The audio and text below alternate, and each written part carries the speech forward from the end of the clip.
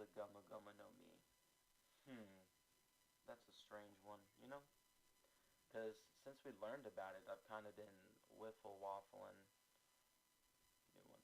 Uh, since we learned about Nika and the classification of the Gomu, and then in the Road to Laugh-Tale, the Gomu was classified under the Paramecia, and then there was also the Nika, which was classified under the Mythical Zones.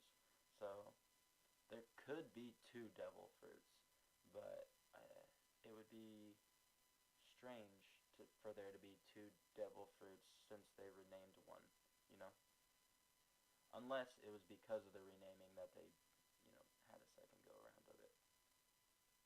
Like, because they named it the Gumma Gumma no Mi, there became someone who dreamed about actually having the real Gumma Gumma no Mi, and then that's what that is. What if that was just Katakuri's fruit all along and we just had it wrong? Alright, 2 minutes. 2 minutes.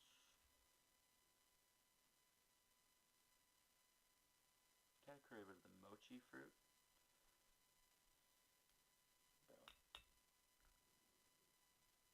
What a weird life, eh?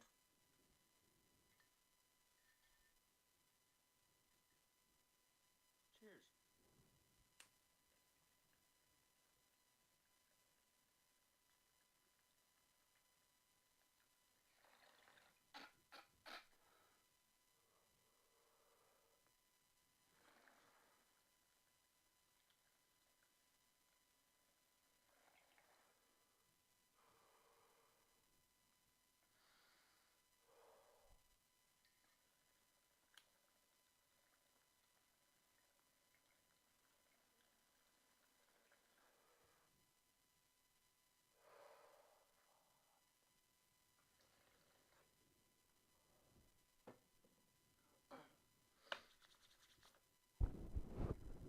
You can barely hear me.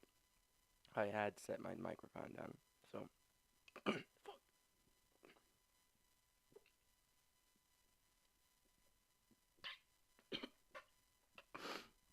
Don't mind me. Alright. Let us begin. Let me know if the audio on the video is too loud. Has been, who is the man marked by flames? You've probably heard at least a few theories on this by now, like Dragon or Scopper Gaban, Saul, Panda Man, Mihawk, Saturn, a Klabautermon, the Revolutionary Army, or maybe even the new God's Knights. Who knows? I almost feel a little late to the party by not doing a full video on this till now because there's so many theories out there. But at the same time, I think it all worked out because I do have an answer that I haven't heard anyone else say. Oh, I have heard you spitting about the Mass Deuce thing. A bit of a surprise, so I'd like to first set the stage for just a couple minutes by covering some important context around the man marked by flames that we already know, particularly the fact that they seem to have the final road poneglyph in their possession. Because I think any conversation about this poneglyph needs to start with Whitebeard, since he held Fishman Island as his territory for most of the last 20 years. And that's the place we last saw the poneglyph in question. We know it has to be that one because Big Mom, Zoe, and Wano still have all of theirs just like they did in Roger's time. And for reasons I'll get into in just a moment, it's extremely likely that Whitebeard would have just had to have some role in moving the poneglyph and thus have some connection to the man marked by flames. So let's first consider the timeline of events, because 25 years ago, Roger visited Fishman Island with Odin to read the road poneglyph in question. And this is the last time that we've seen it in the story. 1 year later, Roger died, and then pirates rushed to the island to get to the New World, and some even kidnapped mermaids along the way. So at some point soon after, Whitebeard claimed it as his territory in order to protect them, which then started an era of relative peace until he died during Marineford, at which point the same thing happened as before and pirates rushed to the island, until this time Big Mom claimed it as her territory. And we can rule out Big Mom having it because we've already seen her treasure room, which just has the same single road poneglyph that she's had since Roger's time. So that means that Fishman Island's road poneglyph was either moved by random pirates who showed up to Fishman Island directly following Rogers or Whitebeard's deaths, or Whitebeard just did something with it during the roughly 18 years that he held Fishman Island as his territory. I mean, when it's boiled down like this, I think it becomes obvious that Whitebeard almost has to have played a role here. We even learned how Whitebeard and Neptune have been close since their younger days, where they apparently even shared sake cups together, and we should all know by now just how big of a deal that is in One Piece. If someone tried taking the road poneglyph during or even before the time Whitebeard held the territory, they would have most definitely had to face his wrath. So really, the question we should be asking is, did Whitebeard move that poneglyph as a precaution before his death, or did someone sneak in and take it between Marineford and Big Mom? I think he moved it, that, or like he gave someone else the task of moving it. He was like, alright, surely Neptune or 6th Division Commander, this rock is yours to put over there, or what have you, you know, who knows? Odin read the road poneglyph, so he has to know that it's incredibly important. So the fact that the fishmen have been kind of mum on the location of it is a hint to me, at least, that they're not worried about it. They might know where it is, or at the very least that they know it's with someone they trust, which was probably Whitebeard. And maybe it even has something to do with the inheritance that Bakken and Weevil have been searching for. I mean, generally speaking, each of the old Yonko who were rocks pirates in the past, like Big Mom and Kaido, were in control of their own road poneglyphs. And since Whitebeard held Fishman Island as his territory, you could almost say that he had one as well, although we definitely don't think of it that way usually. And although Whitebeard didn't seem to have much interest in finding Laugh-Tale, since he turned down Roger's offer to share the location, he obviously knew the One Piece was indeed real, and that there was some man Roger was waiting for who isn't Blackbeard. Whitebeard had to know that dying was a very legitimate possibility during Marineford, if not the expectation. I think it would just make a lot of sense for him to move it and have some kind of plan for it after his death, if for nothing else, to keep it out of the midst of other emperors. And that is where the man marked by flames comes in. Who could have a close enough connection to Whitebeard to be in on whatever this plan is with the poneglyph, but also have the ability and time to create whirlpools around a mysterious all-black ship all the time? And I can understand that this answer will seem out of left field at first, but I think it's actually going to be Masked Deuce, the former right hand of Ace on the Spade Pirates, and also one of Whitebeard's doctors, the same doctor who treated Whitebeard's very first burn mark that he got while fighting Ace, the same doctor who told Ace to stop trying to kill Whitebeard because of the dangers his territories would face, such as Fishman Island, if Whitebeard were to die. And this is the same guy who once ate half of the Maramara no Mi and is using a flame dial with Ace's fire to travel the seas as we speak. And I know. Wait. Okay. Masked Deuce was a doctor. But what? But wasn't Marco Whitebeard's doctor? Was this like before? Then this was not before Marco. That doesn't make no sense. Know that some of this information may come as a shock to some of you because Masked Deuce has barely appeared in the manga or anime ever, but he is a canon character, and we learned a ton about him during the Ace novels, which are actually written from his perspective as he follows Ace along on his travels. And now, if you're wondering if the information from these novels is canon, I think the answer is definitely yes, but there is somewhat of a debate. For example, if you were to look at the wiki, a lot of the novels are considered non-canon, but there's an asterisk for the Ace novels specifically because it was supervised by Oda. To me, that carries a lot of weight, and I mean, generally speaking, do we really think Oda would let an entire backstory for Ace be created without his supervision? I feel like Ace is a little too important to let that happen. So I think all this information is canon, but take it for what you will. And if you'd like a quick way to digest the information from this series, then definitely go check out the manga version of the Ace novels from Boichi, who drew Dr. Stone. This manga mostly contains the same information that we get within the novels, so you can basically consider all of that canon as well, but there is some stuff toward the end that is only found in the Boichi manga. But since it was published within the official One Piece magazine, which is also mostly considered canon and has given us canon information like new devil fruit designs and other minor details in the past, I think it's safe to use as well. So I'm going to walk through some of the key things that we learned about this character, since I'm sure he's new to at least some of you, but along the way I'll also explain how these elements prove he is the man marked by flames.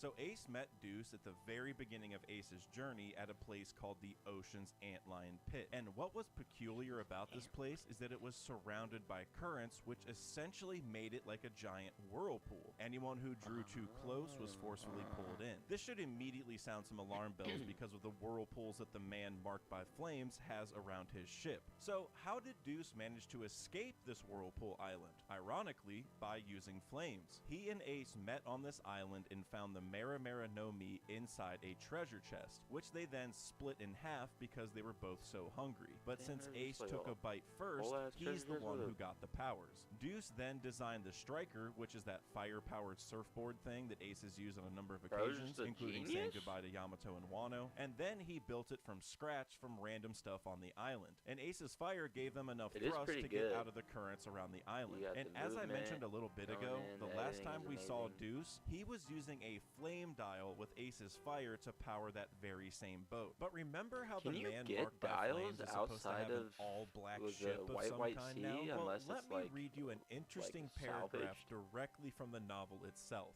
Everyone should go subscribe to Dak's channel. Oh wait, shit, that's the wrong page. Finally finished building a ship. Our hands and clothes were filthy black now. As once Ace had trained himself properly, we burned all the wood we were using to make the ship. Charring and carbonizing the surface of the wood made it more durable and resistant to fire and water. Much better than using untreated wood, according to a sailor's journal I once read, which was probably Bragg Men. How effective this was, I didn't know, but surely it could withstand the waves and salt breeze better than untreated wood. Our vessel was only possible because Ace could instantly create fire and direct it to do exactly what he wanted. I would assume so, because it's energy in, energy out. Wood a little bit to make the ship like, it doesn't matter about the surroundings. Ace's own flames. I'm not saying the Striker is the ship that the man marked by flames has, but rather if Deuce was capable of building the Striker from random stuff on the island on day one of his journey, imagine what he could do if he had even better materials to work with alongside the flame dial that he has, especially after all the journeys with Ace and Whitebeard. But if he got his hands on a ship that could sail using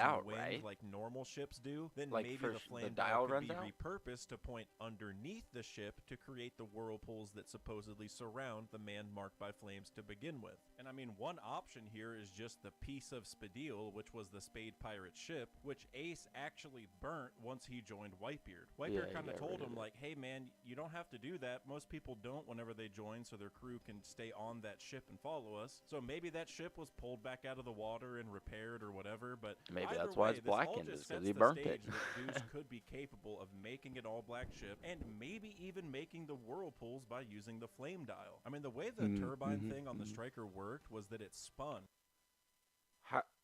Okay, wait. Whirlpools from flame dial. How does that work? Like, he, like, blasts an explosion down into the water and it just, like, creates a whirlpool? Or like, he creates, like, a huge steam bubble? Or... I guess it wouldn't... I mean, if you could just build a boat that, like, is a damn near a rocket ship.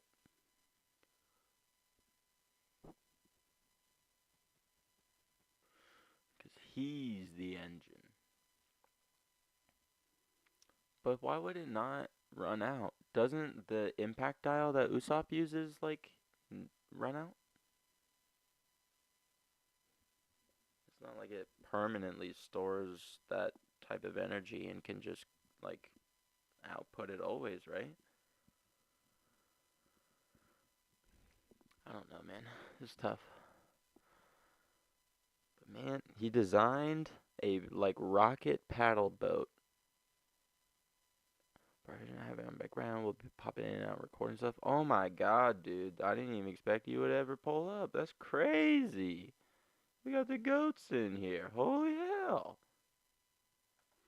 TJ wouldn't be terribly surprised.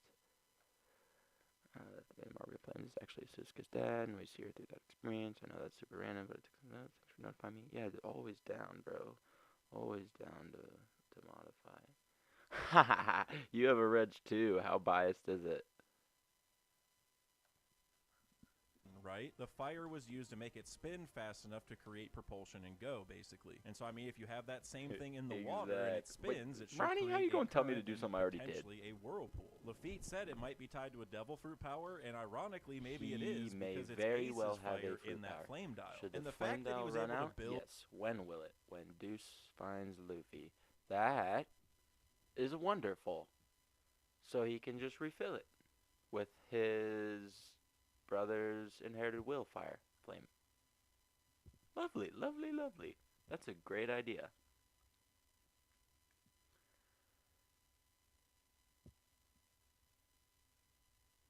That's a great idea. Dials are considered like weird lost tech or like random like stuff that you find, right? Because all of the dials that the Blue Sea has is like leftovers, like just stuff that fell out of the sky, right? That's one on dry. Really like your societal takes. Haha, it's bisexual. It's an ideal version of the world. Yes, sir. Yes, sir.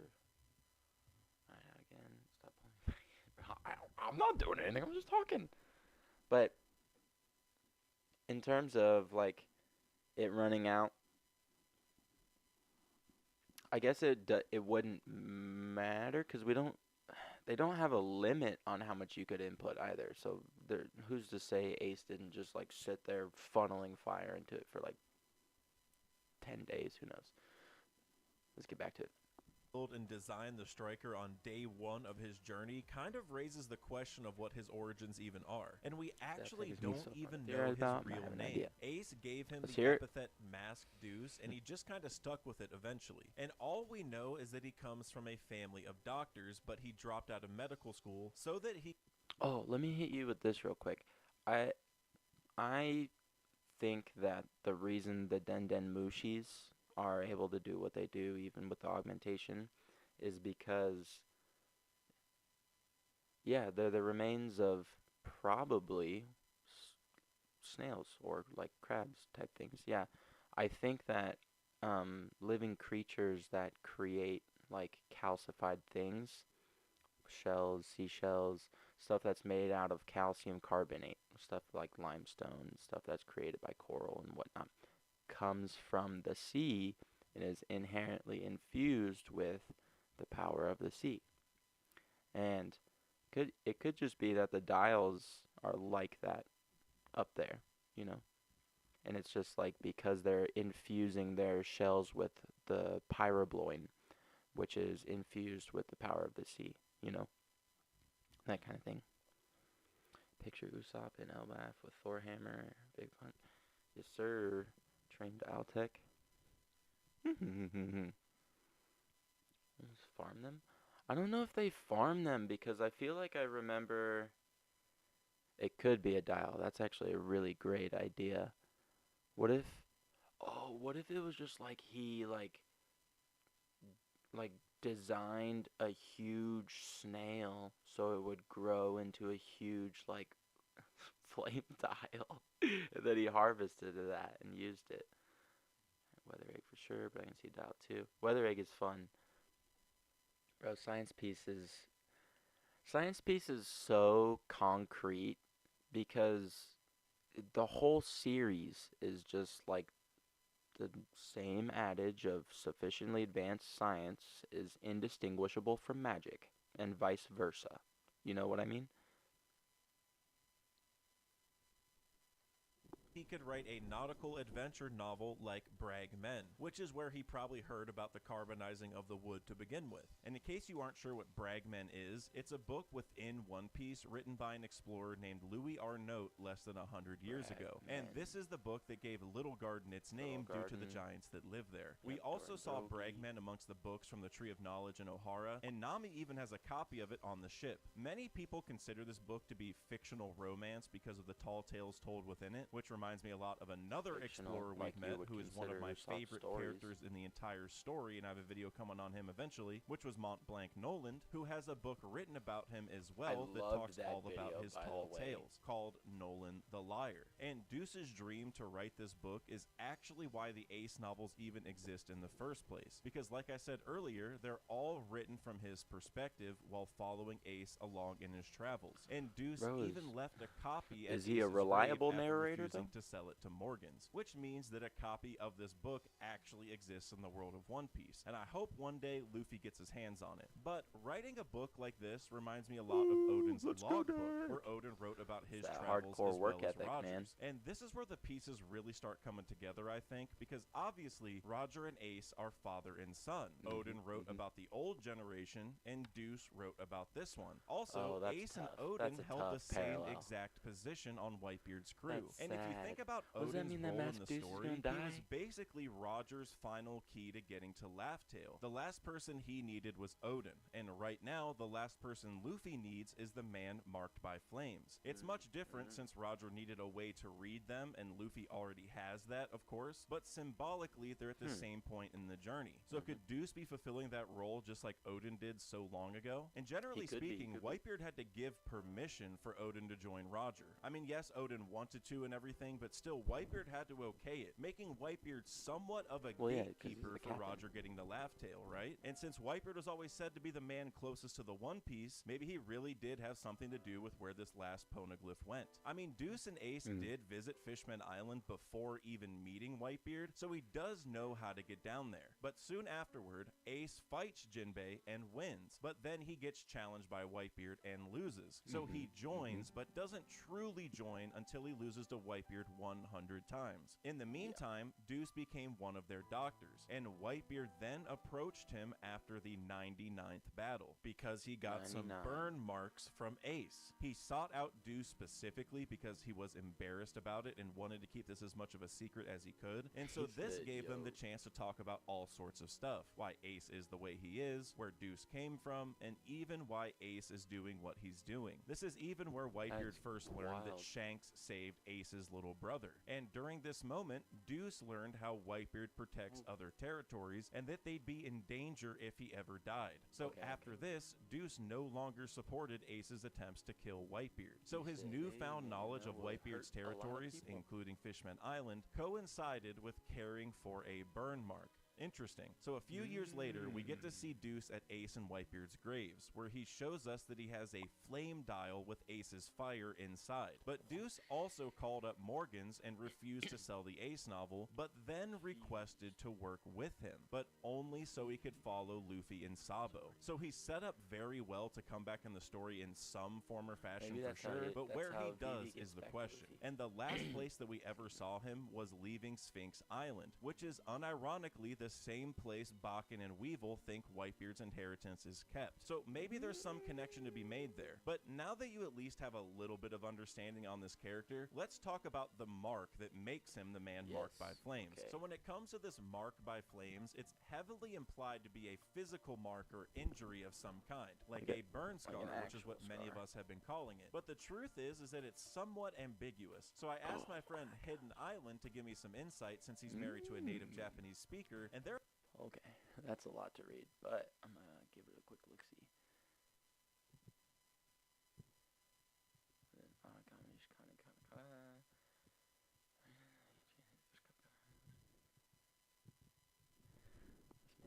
Flames or fire, man with fire or burn mark, emotional burn. However, this is not the typical way to refer to a burn scar or burn mark.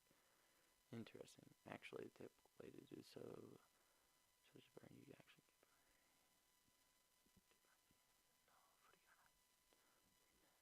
Interesting. It implies a marking related to fire, but doesn't distinguish between the cause or appearance. So something that could be resembling even damage done by a fire. Weird. There are some really important things to consider. The first time this character was mentioned, Oda used an odd combination of kanji and katakana, but then afterward, like with Blackbeard and Aokiji, he just used katakana, but it's still all read the same way. The burn scar here is Hinokizu, but that's not the normal way to refer to a burn scar, like one you'd get on accident from cooking. That would not include the no in between. So the way Oda has phrased it could just be read as a simple burn scar, but maybe also a marking that looks like fire, like a tattoo or other scar. So basically there is some physical indicator of fire or flames involved with this character, but it is purposely ambiguous as to exactly what the mark is. And when it comes to Mass Deuce, he didn't have any obvious flame marking last time we saw him, but remember, this man is using a freaking flame dial to power a ship now, and he even said that there isn't a flame on this ocean that burns hotter than this one, so it's probably freaking hot. Unlike Ace, he isn't made of fire, so him getting burnt on accident or something is totally on the table, I think. Also, he always wore a big jacket, so him having a scar under those clothes from the past, like maybe an accident from being with Ace or fighting with Ace one time, is totally on the table. And during Deuce's travels with the Spade Pirates specifically, they were often chased by a marine named Isuka. Isuka is basically Ace's version of Smoker, and the thing about her is that she had a burn scar from a fire that was started by another marine during a pirate attack. And so because of that, she still hates pirates to this very day, and that's probably the reason that she's particularly hunting Ace, since he has fire powers and everything. But again, that's just another burn scar that ties to Deuce. Now, that's not one on his body, obviously, but Isuka did hide that burn scar under her gloves often. And so again, Deuce hiding a burn scar somewhere on his body with his big jacket or something makes sense, because his epithet is literally Masked Deuce. The mask is meant to keep his identity hidden, and obviously the identity of the man marked by flames is being hidden pretty well right now, so just tying all these things together to me makes a lot of sense. So while there isn't an obvious burn mark anywhere on him right now, there being one revealed eventually is definitely a possibility. And this last idea is a little bit out there, but it's something that I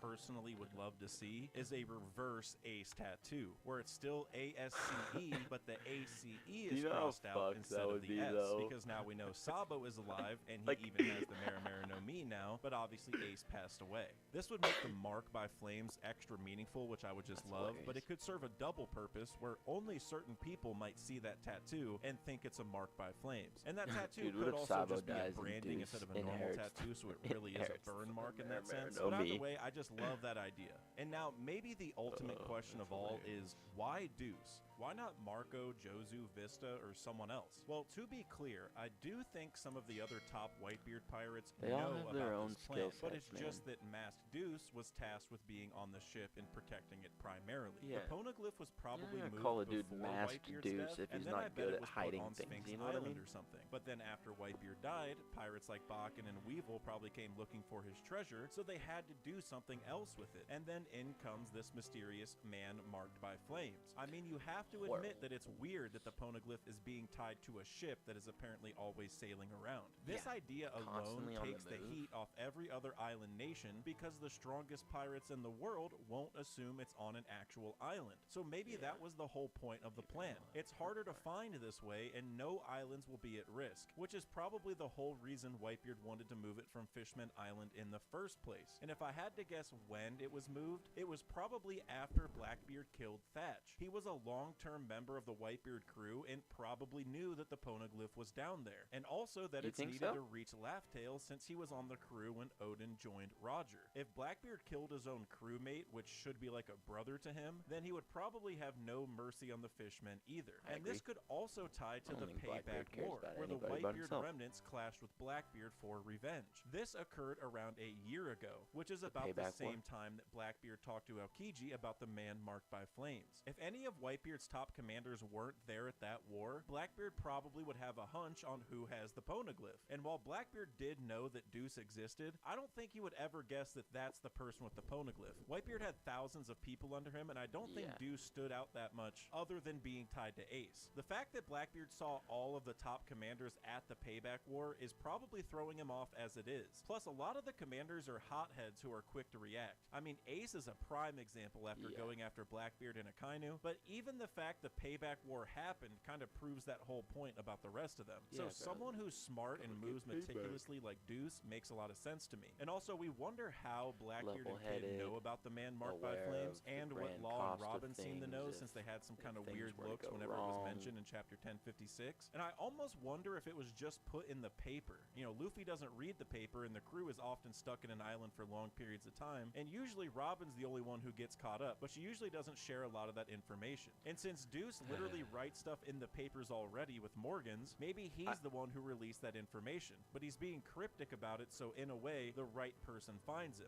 or he finds the right person even. And if nothing else I said here convinces you, just think about this. How awesome would it be for Luffy's final step to Laugh Tale to be aided by his brother from beyond the grave? Both Whitebeard and Ace may have died during Marineford, but their wills live on in so many characters in the story. And the thing that's really unique about Deuce in this situation is that both Ace and Whitebeard were his captains, at least at some point in time. He's definitely carrying both of those wills, and I feel like the emotional potential with Deuce being the man marked by flames and delivering that final poneglyph, carrying out the will of Ace and Whitebeard, would just be almost too perfect. I mean, like I said earlier with the Odin stuff, Whitebeard basically allowed Roger to get to Laugh Tale. He agreed to give up Odin. Yes, Odin wanted to and asked for permission, Also, but you could still look at Whitebeard as a gatekeeper of sorts. But that's it for this video, guys, so please let me know what you think about this down below. And if you could like and subscribe and all those other YouTube things, that'd be awesome.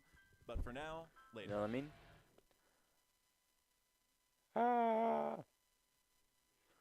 Alright, well, that was a banger of a video. I learned a lot about Masked that I was not aware of before. I had heard his name kind of like tangentially through the grapevine, you know, obviously, but I have not read the Ace novels or anything like that, so I didn't know how much of their material may have been canon or may not have. So that was very nice to learn that he is potentially and more than likely a fully canon character, and that he potentially has, you know, as Dax said, tons of opportunity to show up. And man, you found some pretty good story reasons to justify why it would fit. It feels pretty good, you know. I do think the crossed out Ace tattoo would be a little bit too on the like it would be too jokey. It would be too much of like a reference thing rather than like maybe, I don't know. For Whitebeard commanders, I feel like we can ask that question about like every major crew. Yeah, I know. Yeah, bro, the panels that he was showing, the art looked amazing. I might just go like find it and zoom through it. And our bro was talking about all these different stuff and the flame dials, and obviously like him designing Ace's little speeder boat. That's very important. And going back to what I had said a couple minutes ago when Dak was talking about Ace burning his original ship and Whitebeard being like, oh, you don't need to do that. It's like, well, what if he did and it like sank, or he wasn't like destroying it? What if he was just like charring it to make it better, stronger, pass it off to Mask? You know, who knows? All kinds of stuff could be happening. What's up, Cube? How you doing, buddy? Welcome to the stream. Welcome to the stream. We just got through the first video, first Dak Sack video. It was relatively wonderful. It encapsulated a ton of ideas, brought up a couple of percolating thoughts and some interesting things about dials and the potential for energy storage, and you know, even how that would be like employed in a story fashion for getting specifically Masked into the story, you know, and involved with Luffy directly. That's, yeah, Antlion Island and the connections with the whirlpools and currents around the island just kind of like really you almost sold me on it, man. That might be headcanon for right now. we're about to go check out some other stuff here in a second, though. Yeah, right now. We're the Roger Pirates, the Rocks Pirates, mine's Big Mom. I don't know. Well, Captain John's dead, so we know that. That might be why Oda uses them so sparingly. Yes, super powerful old heads shouldn't be thrown around willy-nilly, I don't think. Thing with a tattoo is that it can have an actual function. Only Luffy would think that it's marked by flames because he knows they so well.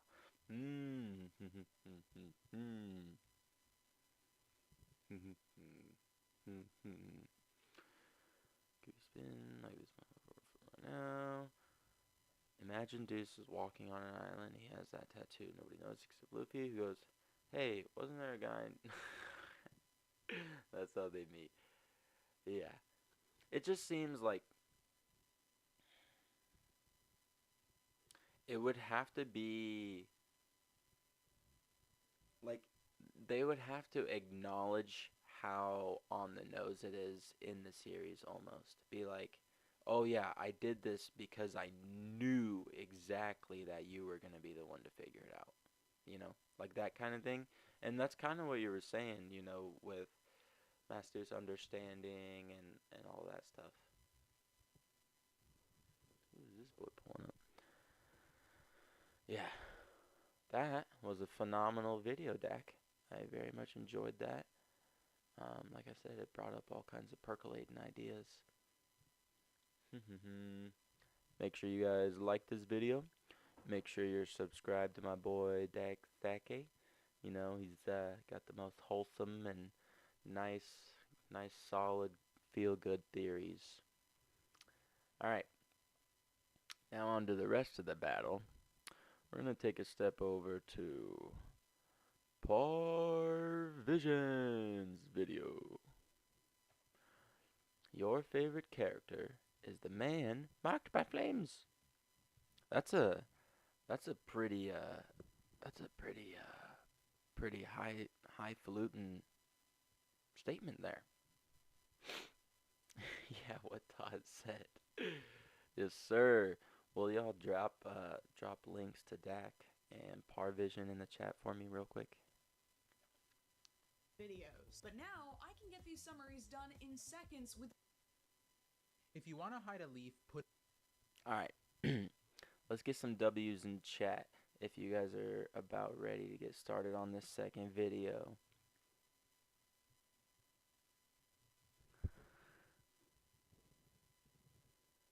Yo, 3-Day in here? We got 3-Day, Cube, Dak, TJ. That's crazy. Ronnie in here. Parvision. Comments are pretty funny for the title. Yeah, bro. I'm just, like, it's a bold statement, you know.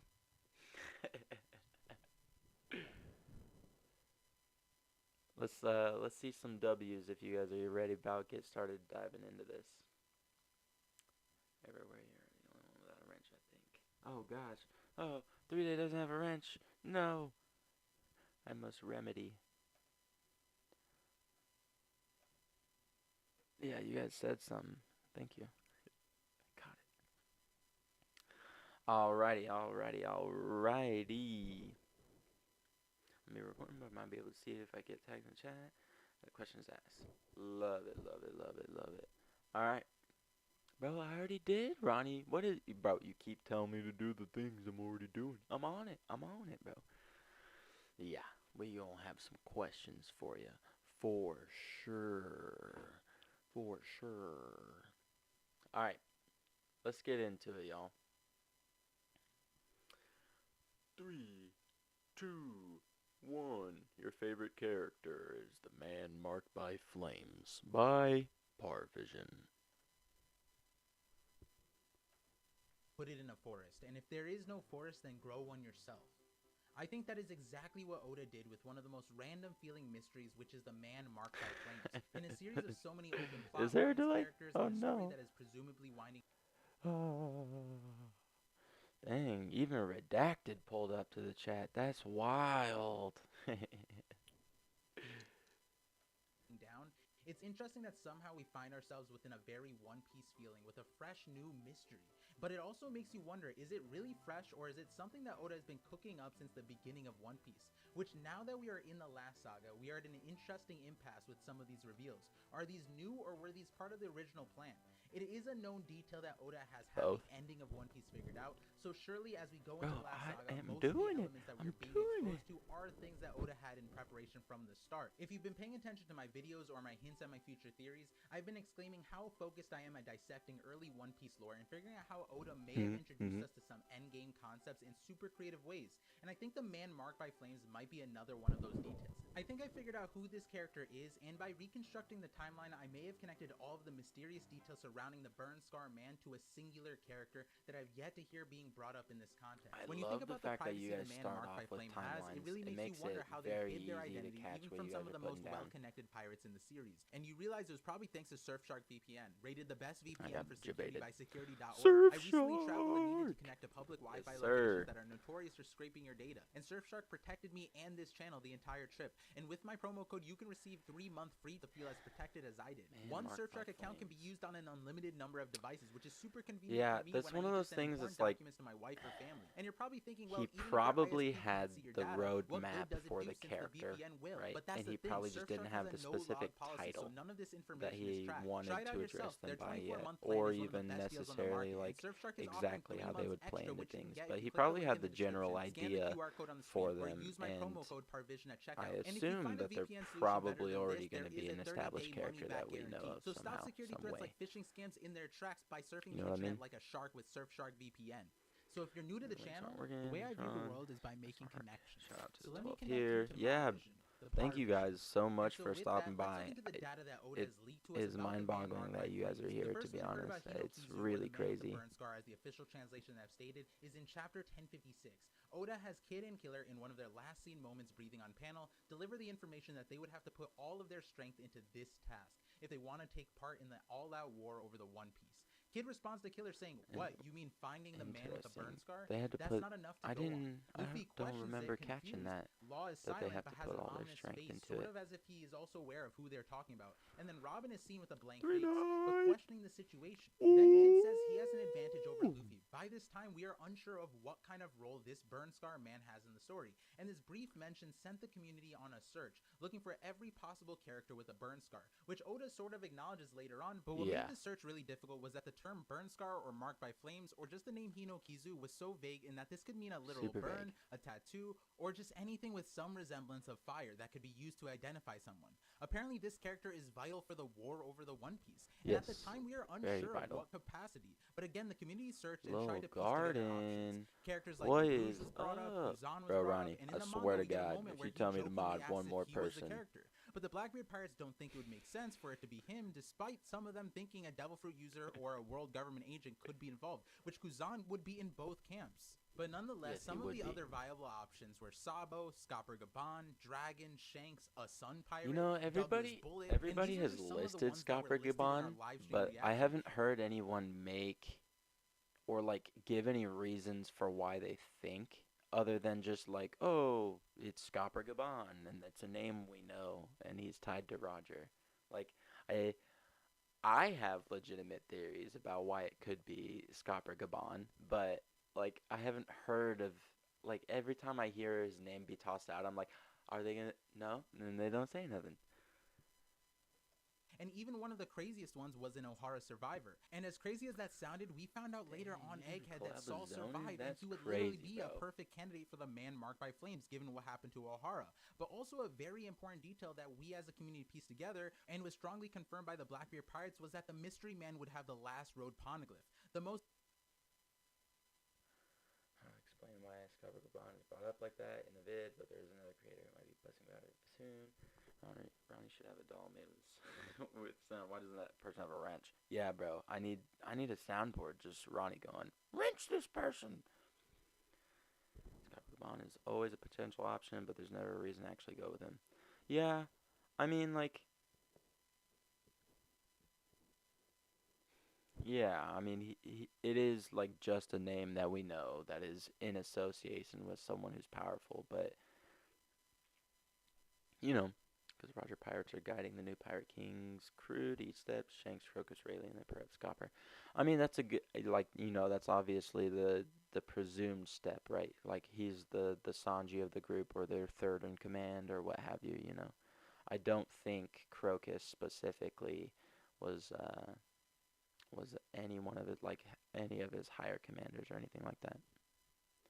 And in terms of the play of words between gold, silver, and copper, gold is obviously the color of the sun, sunlight, auric, Auric, or Latin.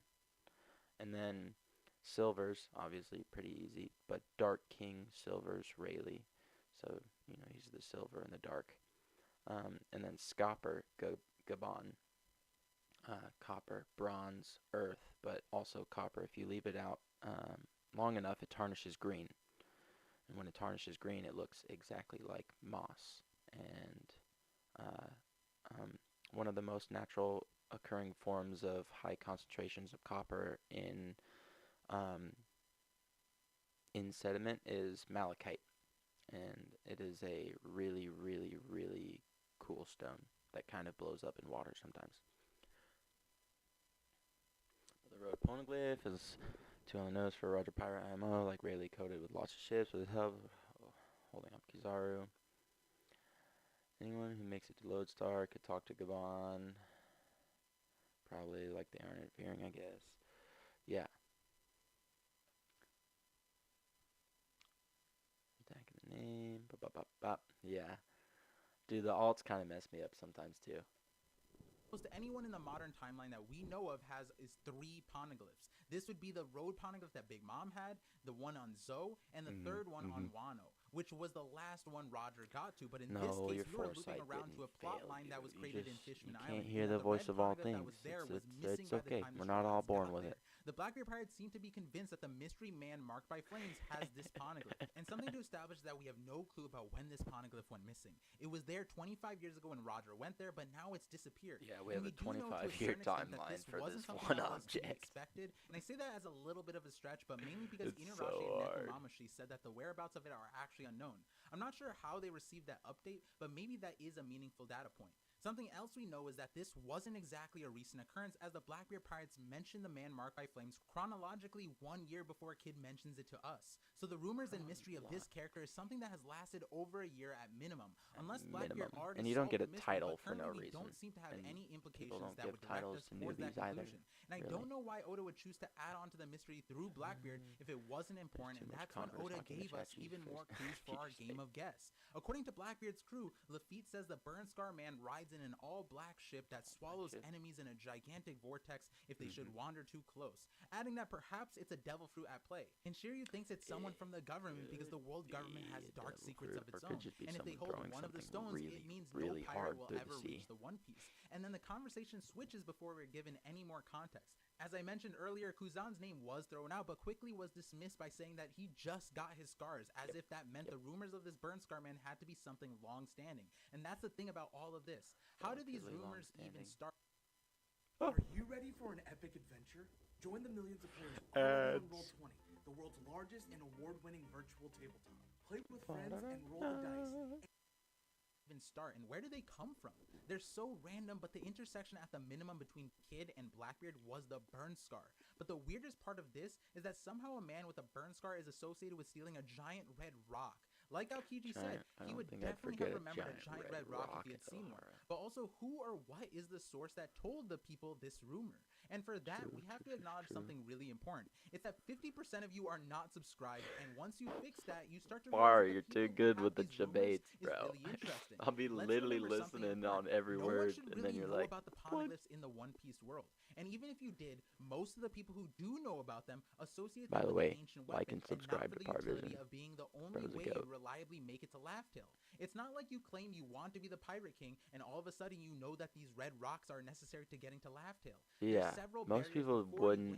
Most people aren't even aware that, like, If it weren't for they're a Robin side thing, questing let all the way alone, to Zoe, we like, wouldn't have really stumbled most upon people the aren't even valuable aware that information normal of the ancient poneglyphs are a weapons. thing, But in let alone reality, road if Rhizo poneglyphs. weren't hidden away conveniently with the red poneglyph, would we have ever recognized the red poneglyph's importance? Let's add that sure, Robin could read the poneglyph and tell us that it points to a location, but she didn't even know that the road poneglyph or red poneglyphs were a thing. So she had the knowledge of 2 ancient weapons, Hitting on the all same of O'Hara, points. and whatever else was backing her by this point, and nothing even clued her in on the importance of the red poneglyphs. And that is super relevant when you realize the only way to know that the red poneglyphs were actually important were by being on the Pirate King's crew, or possibly being associated with the Minx or Yeah. Odin. It seems like Roger made it to Knowing Lodestar the and realized that it Kozuki, wasn't the last the island, Minx but was or supplemented by Roger. information he obtained about the 4 road poneglyphs. Apparently at the time there were stories floating around about the treasure waiting on an island, but that the government was telling people to not go there. Yeah, which bro, at this point we aren't really sure where Roger heard all of that. slide 'em But I'm in pointing pretty this out slick. because this detail helps us eliminate a lot if the basis of who took this last road poneglyph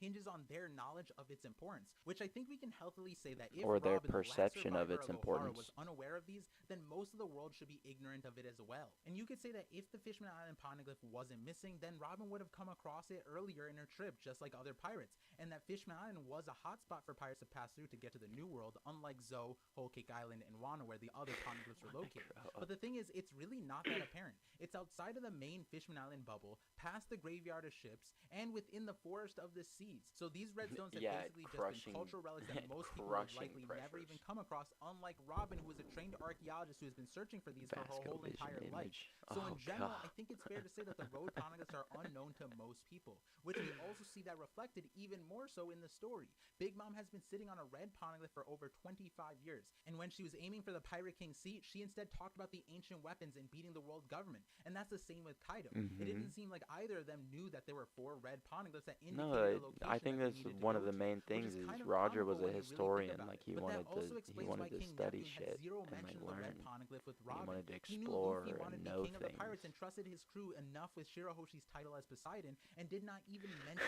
the red poneglyph. And the reason being that when Roger went to Fishman Island, Roger had no idea what purpose the red poneglyphs held other than a location.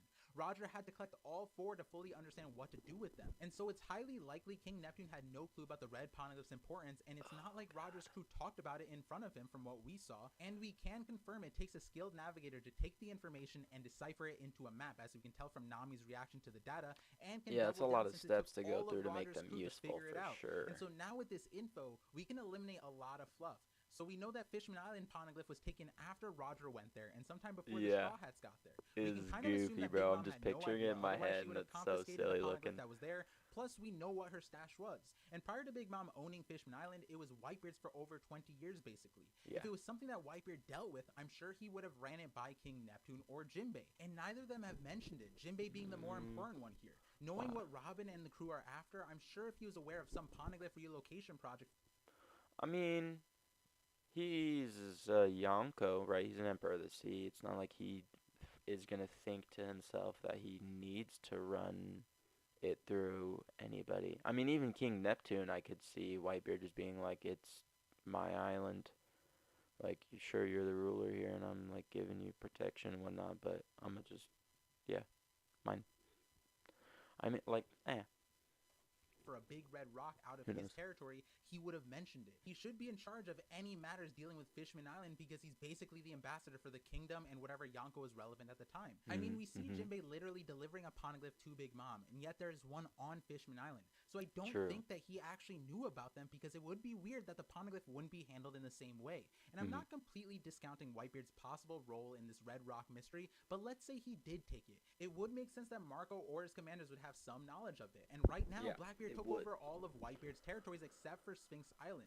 So that would mean Blackbeard already has it, or that's how he got the rumors of it. But if we're to think that Marco, who has already divulged no way post-mortem he already Whitebeard has knowledge it. to us and knew about what Whitebeard did with the road poneglyph, then why wouldn't he tell Nekomamushi or the Straw Hats even? It'd be kind of crazy for Marco not to give Luffy the last poneglyph after everything he has done. So I personally, at the moment, think that the man marked by flames is someone not related to Whitebeard or Big Mom. This has to be a character that was subtly mixed into the background.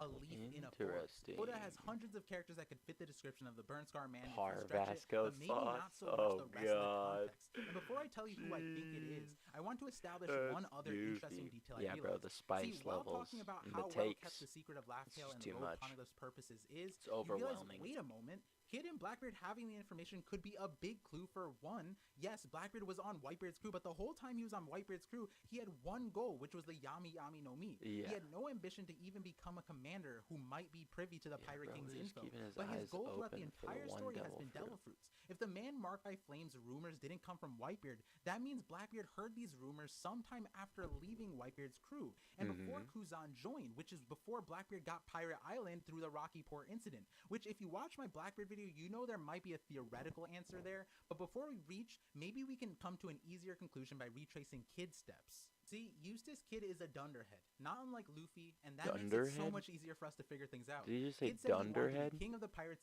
and again, that doesn't mean you automatically learn about the poneglyphs. And from what True. we can tell, it seems like Kid had a more rational, straightforward idea about what it means to be Pirate King. The strongest and the best pirate on the sea has to take down the Yonkos, right? That's why he ran at Shanks the first chance he could get, and got rocked, and then went after Big Mom, and then made an alliance to take down Shanks again, but instead ended up having to take down Kaido on Wano. And then you sit there and wonder, wait a moment, how did Kid figure out about the poneglyphs or the importance of the red ones? Even when Law gave him the poneglyph rubbings, he goes, oh, the same ones we got from Big Mom? And you realize something's off here. He didn't actually Off go after Big Big Mom Mom's like he did with channel. Shanks or Kaido. I mean, he didn't actually go to Big Mom to fight her. Did he Kid just- went to Big Mom specifically for the poneglyphs that he somehow knew she had and was very out of character and not trying to take her down. I mean, it's not like he knew he would lose. He literally ran at her in Onigashima thinking that he was him. So then you Yeah. gotta wonder why did Kid think did he that. was And you realize him. the only thing that really makes Bro sense doesn't even is have that he finishing faced Shanks' power. crew prior to raiding Big Mom's island. If I'm correct, then the situation could have played out like this. Kid fights Shanks' crew, stubbornly touting that he's going to be the king of the pirates and to bring out red hair. Shanks' crew no-diffs him and laughs at him, saying that he's not even a contender for the title of Pirate King because he Yes. doesn't have any of the road poneglyphs. And maybe they even throw in that Luffy's way ahead of him, which would then make sense why Kid is surprised and boasts that he has an advantage over Luffy. It might Just make like sense an that Ben offhanded Beckman and the comment. red-haired pirates know of the importance of the road poneglyphs because Shanks was an observant crewmate on Roger's ship, which is why they are so confident about going after the One Piece. So his crew could have been the one to Yeah. tell Kid about the road poneglyphs, which still doesn't answer the question of who Shanks- the man marked by flames is, but may be really important. This person who is burned might be so insanely elusive that not even Shanks has much information on him. We see the background checking his Could crew is be. able to do in that this FBI agent crewmate pulls out all of Kid's life story Yeah, as a bro, book within literally seconds pulled out and like a provides whole updates on file on Blackbeard. him. And So so here knowing that they you could always poach Kid's progress later on, they probably gave him a push in the right direction to collect the rubbings. And all of this becomes a little bit more confusing when you consider something else when it comes to the clues Oda gave us about the man marked by flames. It I was don't that think he Blackbeard would knew where two tell of him road about the poneglyphs were, and that there were four like in total. the The way information we about the found out about this poneglyphs was and through how Inarashi, necessary and they maybe are. If he was Blackbeard just hasn't gonna been also there since then he says he can't find that one and the like one held by crush the man him, with the burn you know what I scar. mean? In fact, this means that without ever interacting with a road poneglyph, he knows about them somehow. And while that may be something important to think about, we don't have to perfectly answer that question because at the end of the day, the road poneglyph in question is the Fishman Island poneglyph. Where Yes. after all of this, I think we can agree that there is a scant few that actually know of this poneglyph and makes sense to have taken this poneglyph if it were intentional. Very And I'd few like to people. think that it was intentional because they only took the red poneglyph and not both, which Could've Odin been a considered less Rogers important. So the person who took it must have understood something about the road poneglyph. But here's the other clue. Roger had a hunch about this location before even going to Fishman Island. And we know that Roger found the Shandora poneglyph about Poseidon because of the voices were from it that were important. really Interesting, powerful. interesting. And that described the ancient Well, but, weapon like, in even Fishman if- Island, so maybe his hunch was based off of that. I But could most see of it if it Roger's was, like, trip an is him going offhanded to wherever he comment needs that to go, and for he- the road poneglyph specifically, No. he's basically handed them. It would And so have if you to come contrast from, like, Roger one of with the other Robin crew for a moment, members. with the same information, Like a Robin had to side do some comment from researching Lucky on Roo or Fishman Island something. to figure out which way to go. And from what 'Cause King I don't Neptune see says to Shanks Roger letting in anything Fishman that, Island, like, I don't even think he was even aware of these remotely poneglyphs in the important way slip Sukiyaki or to the Minx anyone were. that he doesn't Unlike the Minx think and is, like, Kozuki, who were tasked with guarding the poneglyphs, King Neptune is much But here's the other clue. Roger had a hunch about this location before even going to Fishman Island. And we know that Roger found the Shandora poneglyph about Poseidon because of the voices from it that were really powerful. And that described the ancient weapon in Fishman Island, so maybe his hunch was based off of that. But most of Roger's trip is him going to wherever he needs to go, and for the road poneglyphs specifically, he's basically handed them. And so if you contrast Roger with Robin for a moment, with the same information, Robin had to do some researching on Fishman Island to figure out which way to go. And from what King Neptune says to Roger in Fishman Island, I don't even think he was aware of these poneglyphs in the way Sukiyaki or the Minks were. Unlike the Minks and Kozuki, who were tasked with guarding the poneglyphs, King Neptune is much more preoccupied with Charlie's With Fiverr, you can hire top-rated freelance experts in a variety of AI services. Alternatively, yeah, I mean, I could see it if they were like handed down through the years and they were just like, these are important, but you don't know why they're important. I could see why it wouldn't be a super like main focus for you as a royal family member. And this prophecies and basically has no clue about what either rock says. So I wonder if it makes more sense that before coming to Fishman Island, Roger decided to ask about his hunch with a place he pit stopped at before Fishman Island, which was Water 7. Roger says he has a hunch about the road poneglyph, and in the next panel we see Tom. Apparently they were close enough for Roger to ask for an update on Tom's progress on his dream sea train, which Iceberg at the time wasn't. Take a breath, Ronnie. You're good, brother. So that would imply that Roger and Tom have a deeper history, which we'll cover another day. But what's interesting is that Oda decides to off-screen Roger and Tom's conversation while Odin meets a newly abandoned Cuddy Flam, or rather Frankie. So could it be that Roger asked Tom about the road poneglyph since he probably knows Tom is from Fishman Island, but also more importantly, the really important detail that Tom's younger brother is Den, a shipwright, coding mechanic, but most importantly, a sea forest researcher. So if there was someone who was aware of random giant relics of the past, it would be Den. And therefore, it wouldn't be crazy if Tom was aware of them too. So it may very well be that Tom was the one who told Roger exactly where to go to find the Fishman Island poneglyphs, which is kind of... Yeah, I'm trying to remember to be as reactive with chat in real time, just like last live. Yeah, well, I'm also trying to, take in good content here. The thing is like, the way that he puts thoughts together, it noodles my brains in all the right ways, where just, like I was saying with Dax stuff, with the dials and all these other things, and just these little tiny tidbits that come through with certain points, they just, percolate and build, and I'm starting to get some ideas that are rumbling. Hard because it's outside the bubble of Fishman Island, but also has its own air too. And so while it's very possible that an ex-Roger pirate other than Shanks, Buggy, Rayleigh, Odin, and Crocus could be the man marked by flames, we don't have enough info on any of them really to nail down for these clues to make sense. For example, we could just give Scopper Gabbana black ship and whirlpool powers and associate him with the world government as the one to circumvent the One Piece path. But now we have a new option in Tom. Yes, I am proposing that Tom, the legendary shipwright who was the builder of the Oro Jackson and father figure for Frankie, as the man marked by flames, or the man with the burn scar. Now, I know you have many questions. For one, really quickly for my viewers, you probably feel bamboozled because all this time you thought I was thinking that Panda Man was the man marked by flames. But no, actually, I've been tricking you to build up suspense for this moment. And if you're even more confused by me saying Panda Man was the man marked by flames, I had a healthy case proving him to be the best option here. Dude, but wait, I did think you were gonna do a Panda Man. I thought that was what this was. It was the thumbnail. Bro. Oh, that's goofy. Bro, I feel like I was even in a live and you were like, yeah, but the next video I'm gonna be doing is Panda Man, Man Marked by Flames. So I was like, I don't know how you're gonna do that one. And then yoinked. I also set Panda Man up to masquerade the true choice here. And so if you want to get a heightened experience of my videos, make sure to subscribe to enjoy the journey. Make sure to subscribe to enjoy the journey. Tom is These dead. visions is great. That's what you would think. What's but up, there's actually Hayden? No canon information that really should give us a confident feeling that he is dead. Let me start in the reverse direction with the realization that, you know how a lot of people thought Saul was the man marked by flames? But then in this video, I kind of explained how the road polygraphs are something that not even O'Hara or Saul should really be aware of. So maybe he did after O'Hara was burned down. But more importantly, remember how when the Hinokizu mystery started, Saul was dead to us, but later was revealed to be alive, thus upending a belief we had about the man's status. Well, his deceased status was confirmed to us in Vivre cards. And guess who was in the... You broke the fourth wall.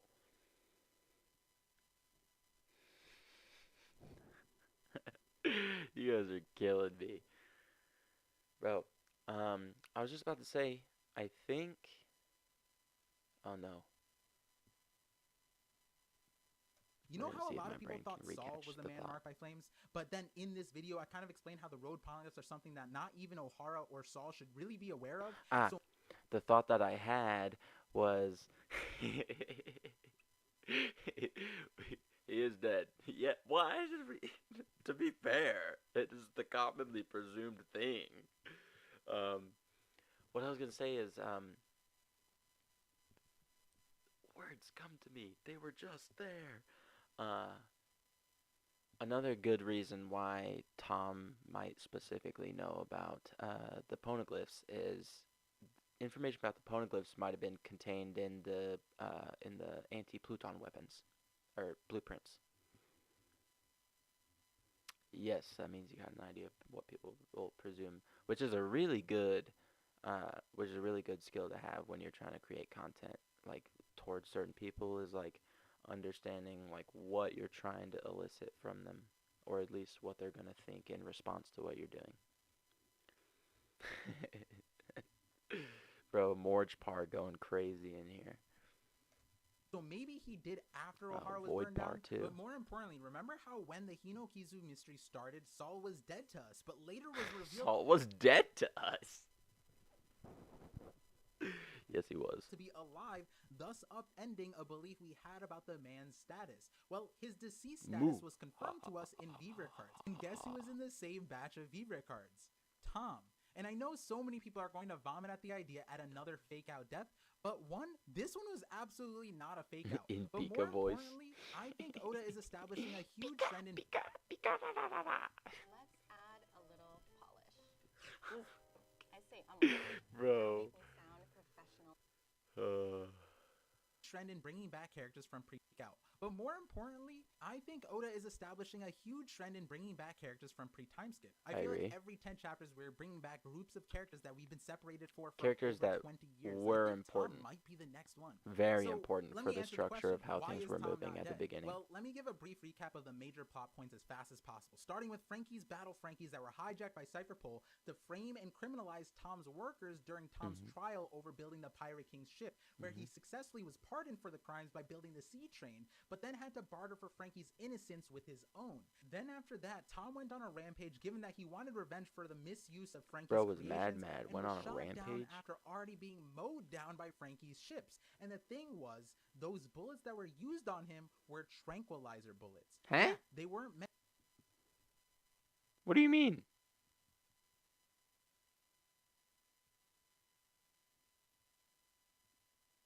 They were tranquilizer bullets?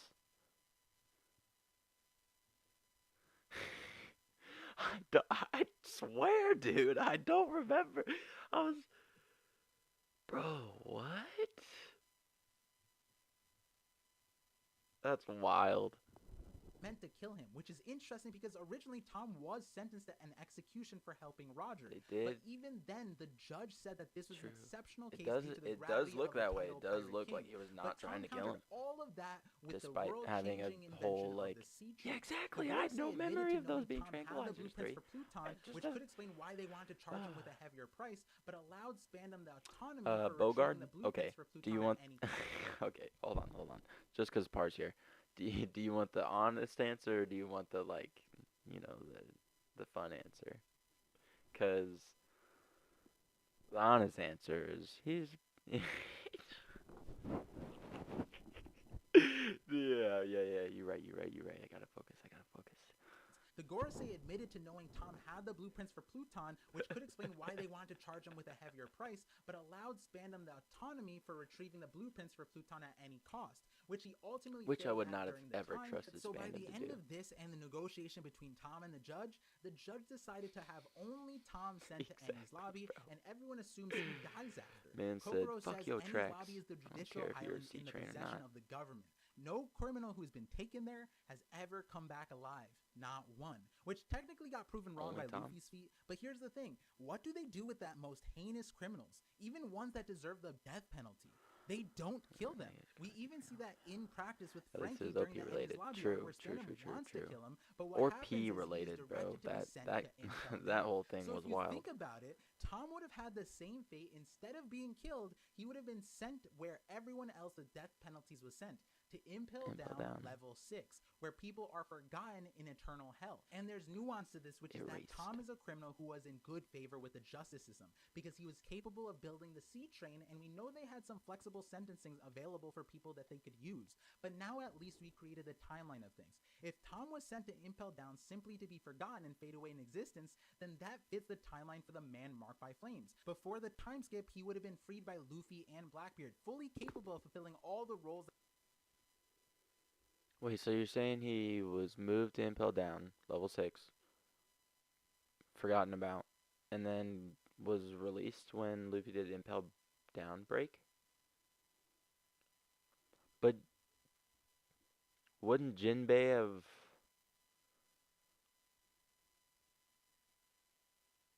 never mind.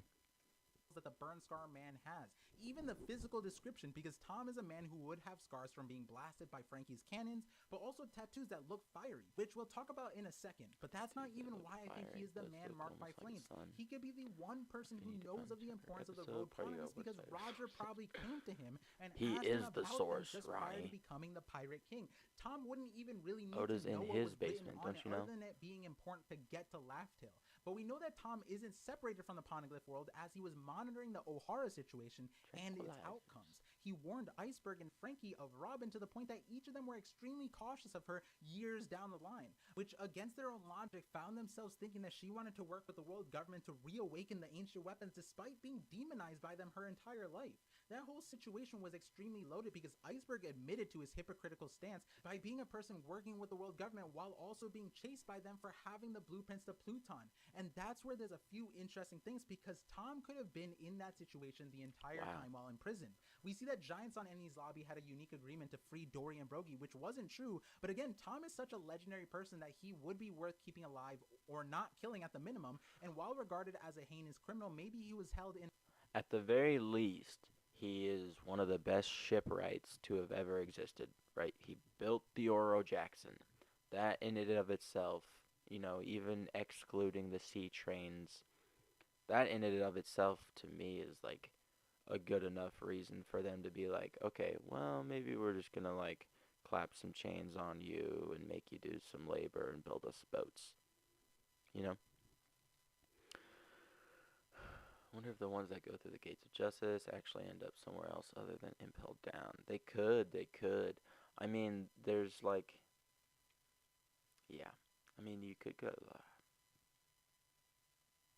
you get sucked down to the bottom of Enies Lobby. In level 6 until he broke and decided to help them by giving them the Pluton blueprints or making more sea trains. And I found it interesting because when we were introduced to the sea trains, Chimney says it's the only one probably in the whole entire world, only to be disproven by the existence of Rocket Man. And post time skip, we see that Water 7 made another sea train. And it could be that the jet black ship that Lafitte mentioned is actually a sea train. A jet black sea train, just like you see on the panel here. The first successful one was the Puffing Tom. Then Iceberg made the Puffing Ice. And it could be that after Luffy and Blackbeard broke everyone out of Impel Down, Tom went to go get the road pilot. Well, but like if you get sucked down into the currents, you don't think you could end up at the bottom of the Enies Lobby? A scrapyard of some of the greatest ships that the world's currents would have accumulated here, and eventually creating the third generation sea train, most likely naming it the Puffing Flame, contrasting Iceberg's Puffing Ice, but also referencing Frankie's name. Wait a minute.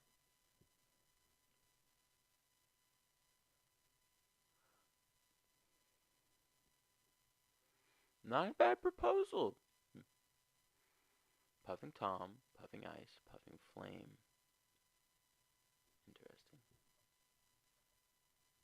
here, and eventually creating the third generation sea train, most What's likely up, Mr. naming D? it the Puffing Flame, contrasting icebergs puffing ice, but also referencing Frankie's name. And if you're wondering where the flame comes from, it's from Frankie's original name, Cuddy Flam, which by using the katakana and pronouncing this in Japanese, you'd get Furamu. And you know the deal with the recent Mother Flame situation. This could actually be read as flame, meaning the jet black sea train, which Tom considers a paddle boat, is the jet black ship that the man marked by flame rides that carries the road poneglyph. And it being a steam-powered sea train would make the rumors of the vague man marked by flames even more validated, in that the ship would constantly be outputting smoke, which is a mark of flames. Where there is smoke, there is fire.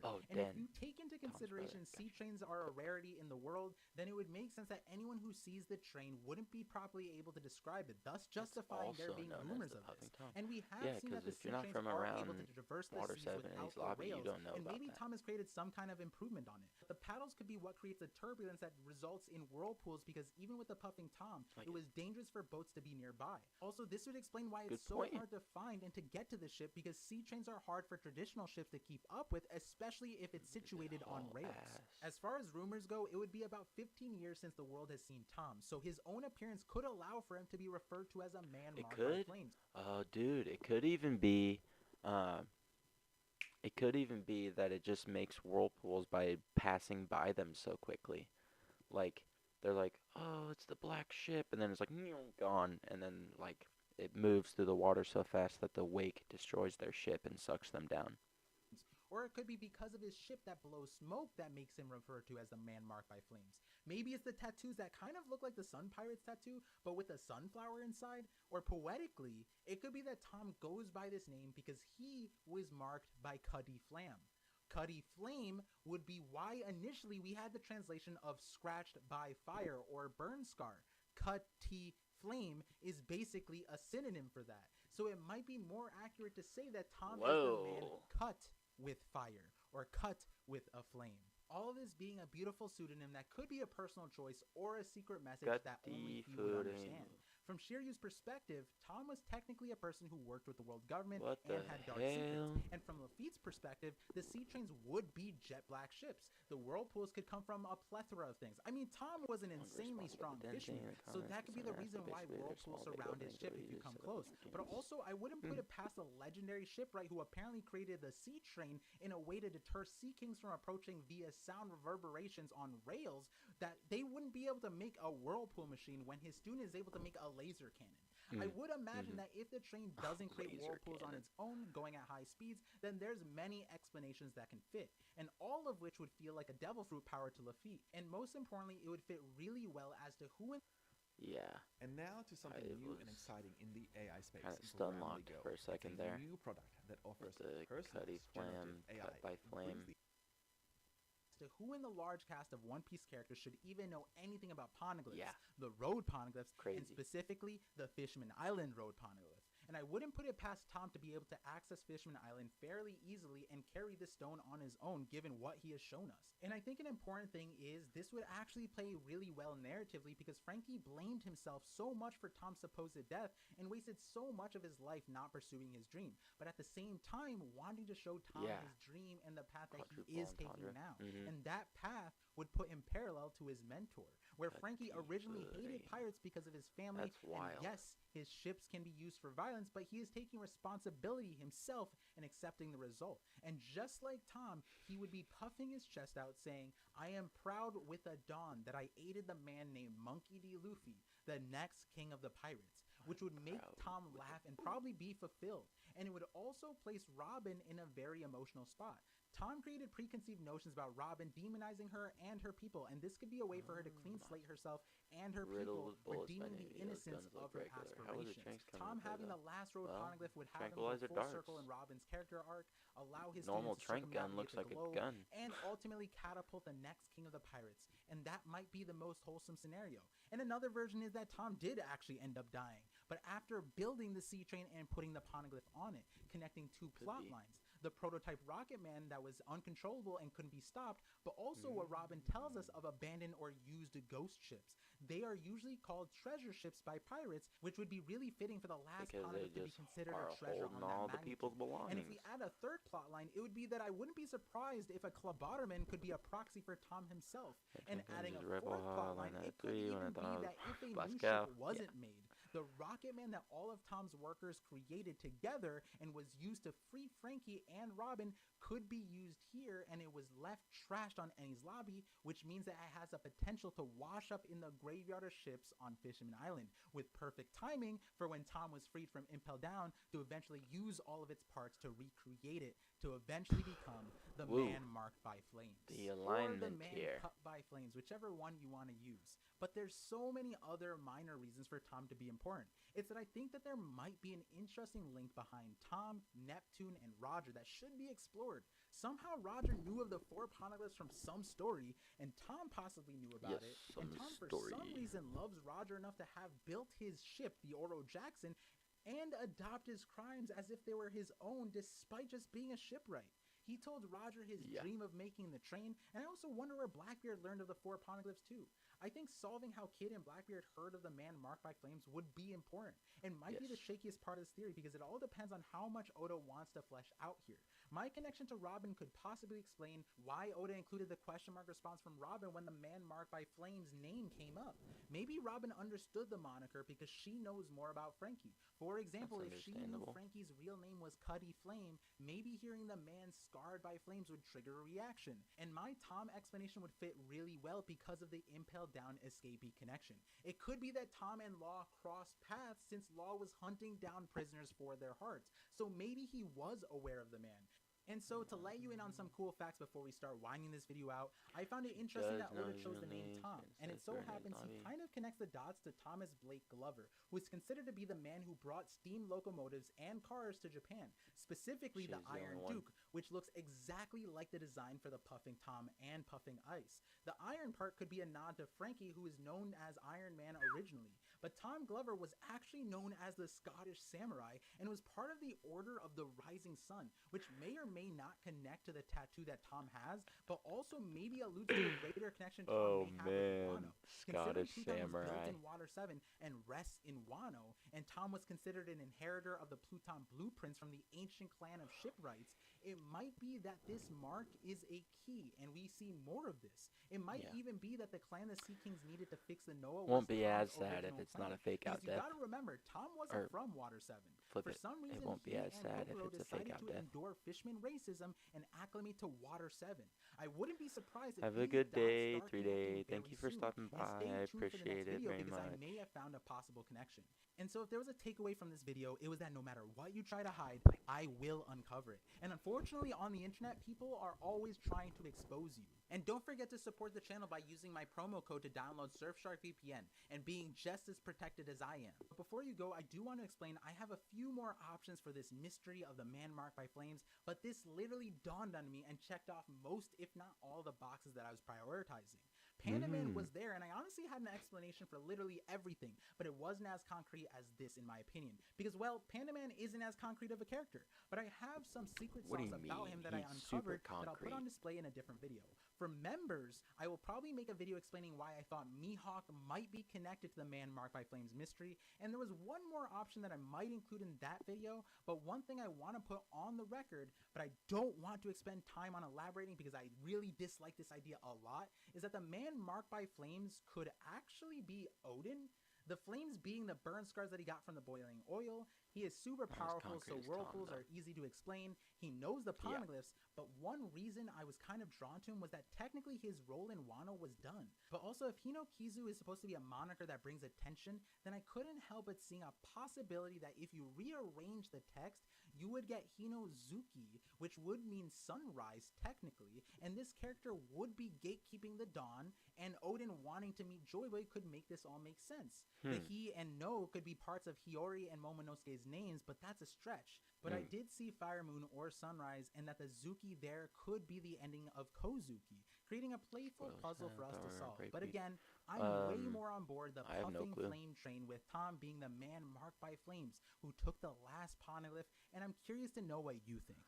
And Yeah, so, like no always, clue thank if you for spoilers connecting are with coming me, out. and I'm looking forward to connecting with you all Interesting on the next take. Hard Vision. Yeah, the train being the ship, and you said that puffing ice would be kind of what it would probably be modeled after, because you have the puffing tom, puffing ice. Oh, and then the puffing flame, not the puffing ice.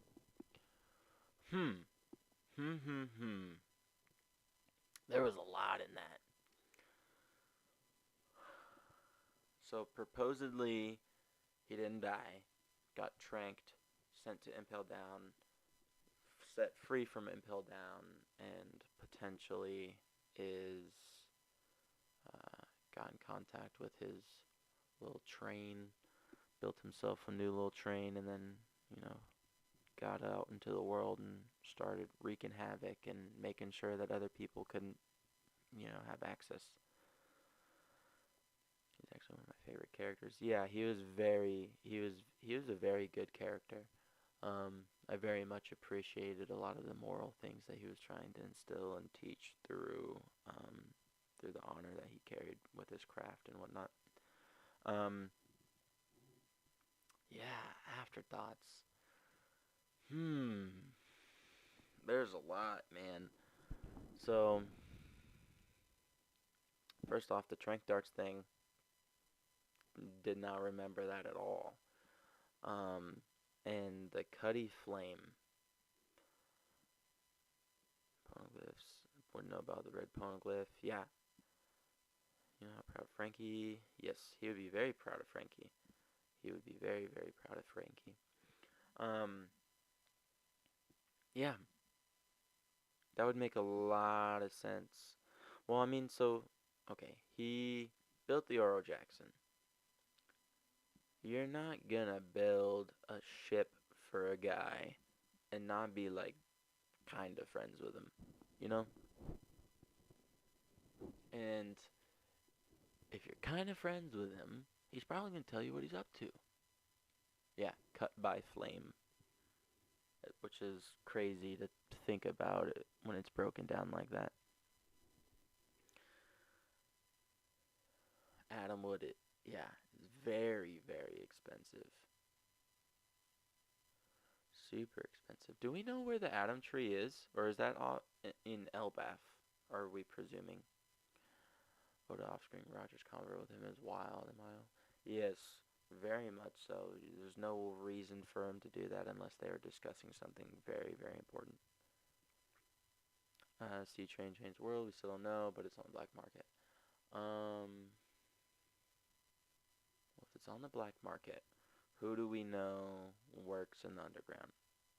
Dufeld, all of them.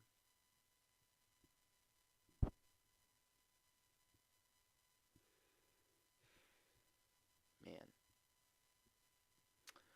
I'm kind of hoping that the Atom Tree is on Elbaf, and particularly the reason why I hope that is because I think that Elbaf is going to have some, is going to hold the keys to unlocking, how to truly blacken things, hockey-wise, permanently, and not just, swords, but, hammers, axes, and I think the Atom Tree is probably going to be just a tree that has happened to. The Giants have infused it with enough hockey over thousands of years or what have you, that it's become a incredibly strong tree, maybe. Need that flashback. Yes. Frankie was the one who bought it on the black market. Yeah, which is asinine to think about. Oh.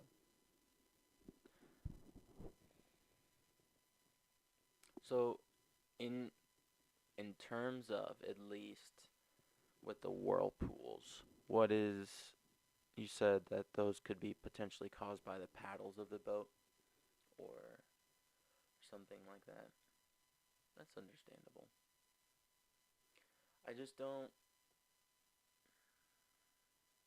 if you're in a train, right, and it can distance like almost every other ship, if not every other ship, then I don't know why you would need to A, care about being seen, because you would be able to just stay far enough away from people. Someone also said that Pluton could create whirlpools. So, Tom, knowing the blueprints allowed him to incorporate that, just like how a lot of people think Frankie incorporated Pluton and Sunny. Tom, I'm going to go listen to music as I head to pawn shop. That interview clear my head. W stream again. Thank you, brother. Hey, keep your head up.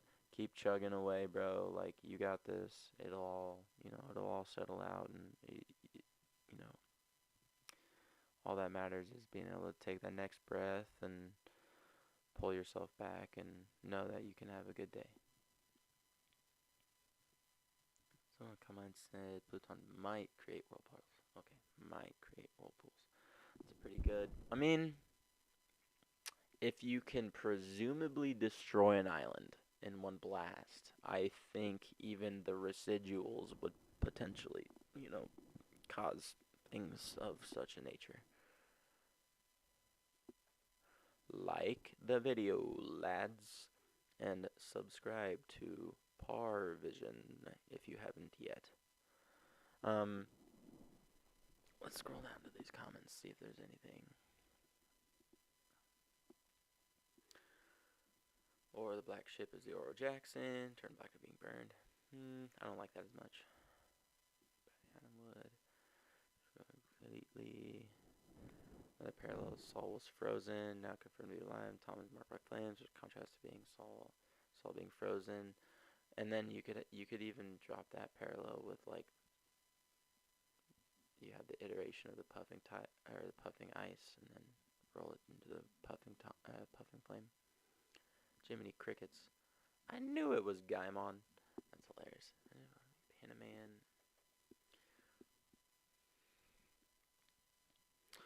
Okay, yes. This is something I thought about earlier in the video. When you were talking about Roger hearing the poneglyphs, I think that specifically, the voice of all things is probably the biggest determiner of, like, what you can achieve in your life, because, like you were saying, it almost seemed like the poneglyphs kind of fell into Roger's lap almost, like he had an inkling, but everywhere he went he kind of just ended up with them. And I'm wondering if there's a voice of all things, then if you're on those wavelengths, then maybe the poneglyphs call to you, like pull at you from across the world if you have the voice of all things, like subtly influencing you to, like, join up in the reverie and like go find the stones type thing,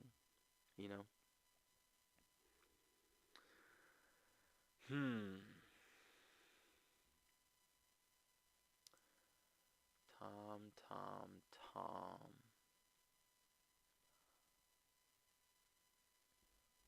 Peace, Ronnie. You have a good day, buddy.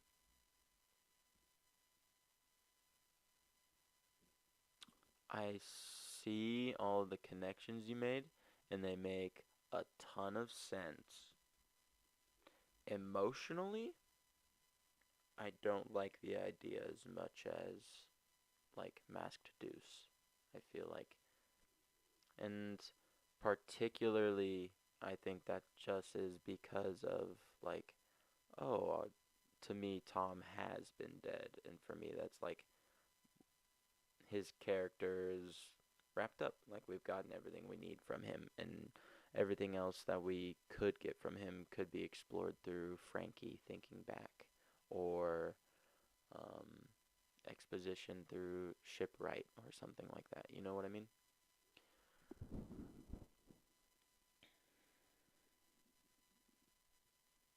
Yes, I agree very much so. Considering we never see big news, Morgan's out of his own form. I believe he's probably terribly scarred and burnt. When out of his own form, he's known by the man Margaret Flames and uses Could be. Mad funny, because when I saw trank bullets, I'm like, I know most people forgot. Yeah, bro. You put that up on the screen, and I was just like, Doy. I was like, wait a minute. I feel like I just had been lied to for the last, like, 5 years of reading this story. God. Cut by flame. Tranquilizer darts. No conversation showed on panel. It's pretty compelling, man. I could understand very much Tom coming back. And even if he isn't the man marked by flames, I could even rationalize some level of shipwriteriness that is to be needed / needing to be showcased due to the fact that both Law and Kid have had their ships utterly decimated.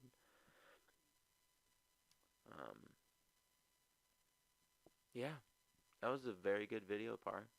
I appreciated that. I think my general feelings on it were I think it's about a 9 out of 10. It would be a 10 out of 10, I think, if I fully agreed with you on Tom specifically. But I think for me,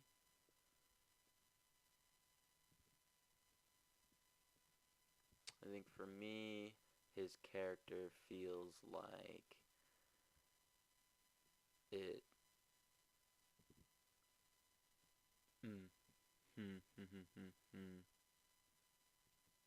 It feels like it could happen, but it's not necessarily like the most likely in my mind. And I could even go so far as saying, like, I could see iterations of it happening, small aspects. Like, maybe he's not the actual guy that is the man marked by flames, but, like, maybe he did build the puffing flame and, like, got out there and grabbed the poneglyph, and then someone found him and was maybe a Roger Pirate found him or something, and they buddied up, like, it could be anything. But the timeline lined up pretty well, and man, the fucking tranquilizer dart panel just does so much to exactly Tom X Deuce ship. Dude, I was kind of thinking it, but I didn't want to say it. I was like, what would that be like? Really recently, all the ships going ahead. It'd be hilarious if Frankie realizes Tom built them. Oh, I was thinking about that. When you were talking about the world government having its uses for someone who could build a ship that had like the sound waves to deter the Sea Kings. Didn't the world government ships not be able to use to sail through the calm belt until they found a technology, Kairoseki Seastone, and that allowed them to? It deterred the Sea Kings from them.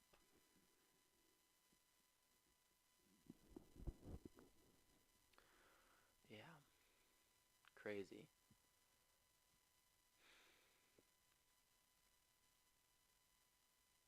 Very much, very much.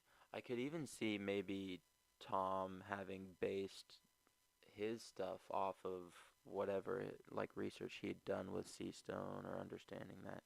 Yeah, Seastone frequency. That's literally what I was just about to think or say. Is like he's outputting the frequency of the sea, which is like um, negating all the stuff around him. Could be pretty crazy. Um, what was I? Seastone, Deuce,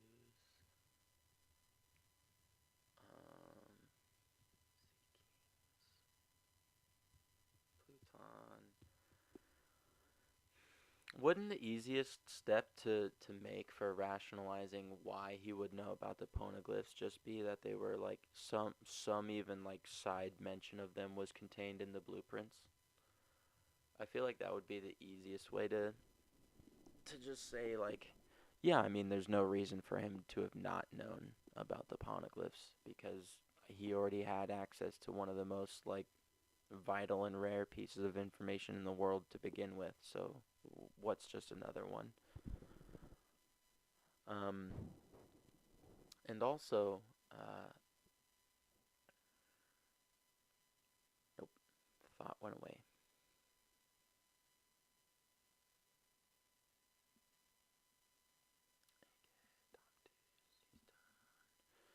Vibrating.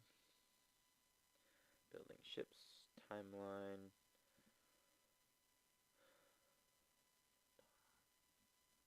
Yeah, that trank panel, I think, is doing the most in terms of swaying me and getting me to, like, believe it, 'cause, like, I think for some reason it would have been, I think for some it would have been, but some would see it as logical too. It's tough, but I agree with you. Also, Tom is a cowfish. Apparently cowfish can shoot jets of water from their heads to create, like, whirlpools in sand. What? That sounds weird.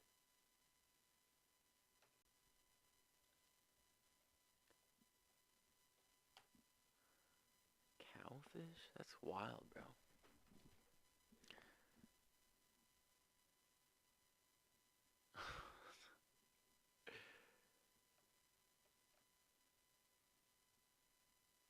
Yeah.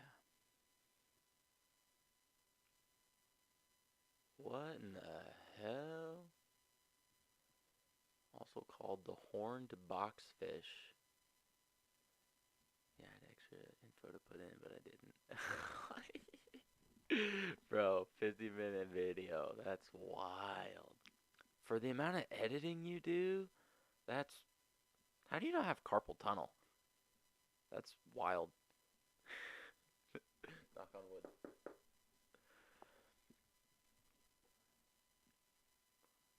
That's crazy. Well then, yeah. 9 out of 10. Really good video. Lots of great connections. The timeline was great. And that tranquilizer panel just, I think, is probably the hardest thing to be like, nope, that doesn't matter. Like, that's not evidence for anything. Why? There's no reason for it to have at all been the... Like, there's no reason for Oda to have said trank darts if he was gonna kill him. Like, it'd just be like, on this day he was riddled full of holes. Yeah. Exactly, never. Bro. Okay.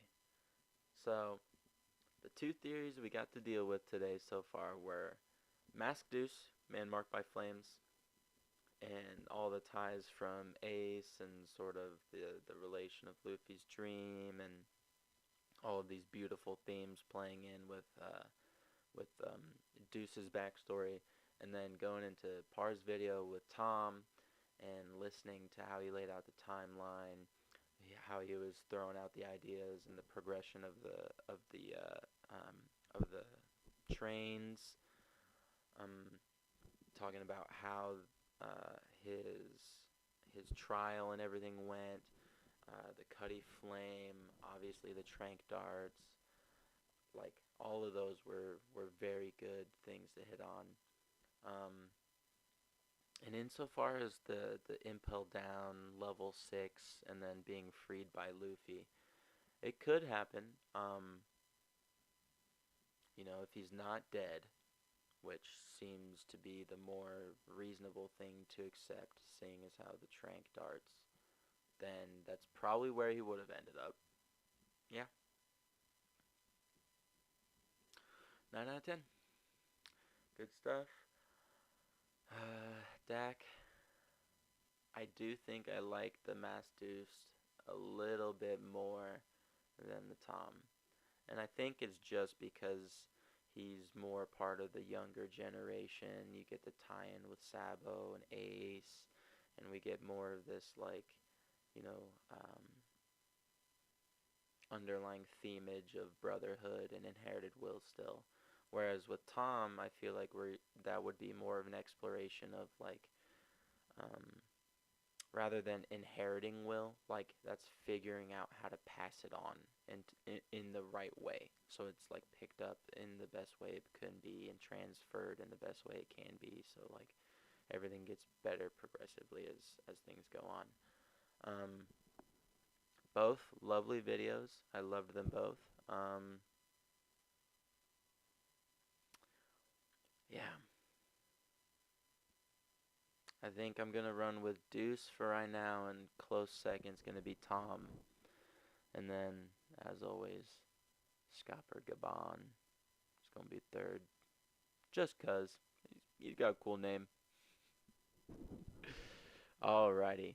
Let us jump into the final, last little segment. We're going to go a little quicker this time around. We're going to go ahead and watch Dak's latest video. What I want you all to do is make sure that you guys go over to his channel, click on it, make sure his watch time is getting good, make sure you guys are liking it, make sure you guys are subscribed, make sure you guys are going over to his second channel and subscribing there.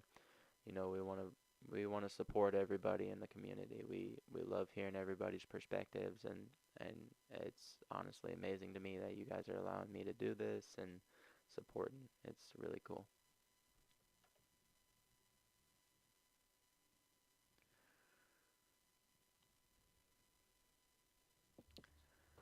Listen, there's a good chance somebody's trying to hack your website right now. You gotta make sure you're covered. I'm talking about enterprise-grade security. Now that Gear 5th is finally out in the anime, I think it's time we talk about what's really going on behind Luffy's new appearance and why we've already seen... Already with the editing it in, bro. That's crazy. Now that Gear 5th is finally out in the anime, I think it's time we talk about what's really going on behind Luffy's new appearance and why we've already seen similar transformations before with both Hody Jones and the Sulong Minx. And I mean, even Imu's eyes share a little of that red-ringed look. And that's exactly why it was not those eyes nor the all-white transformation that signified Joy Boy's return in the first place. The reason Zunisha believed Luffy to be Joy Boy was because he played the drums of liberation. It was his music. It was only because he played the same sounds that Joy Boy did 800 years ago. This might have something to do with the fact that Luffy has wanted a musician more than any other position since the start of his journey. You can't sail on a fucking ship without rhythm. Somebody who sail shares an without uncanny singing similarity over with Joy the Boy tides. in that he also died It is and came back really to life hard. thanks to the power of a devil fruit, even if the methodologies were quite a bit different. Luffy accomplished this by pushing a human heart. By the way, I just want to let y'all know the reason why older, like, sailing songs were invented was so that way the whole crew could keep in time with each other for when they were trimming the sails or moving the jib. I am very sorry.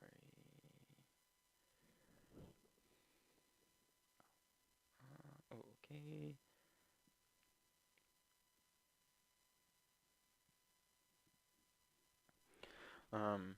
Yeah.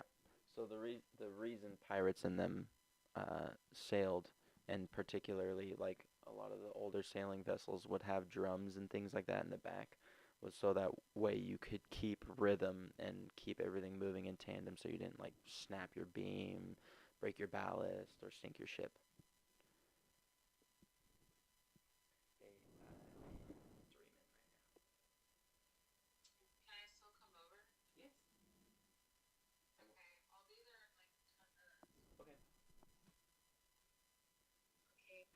Bye.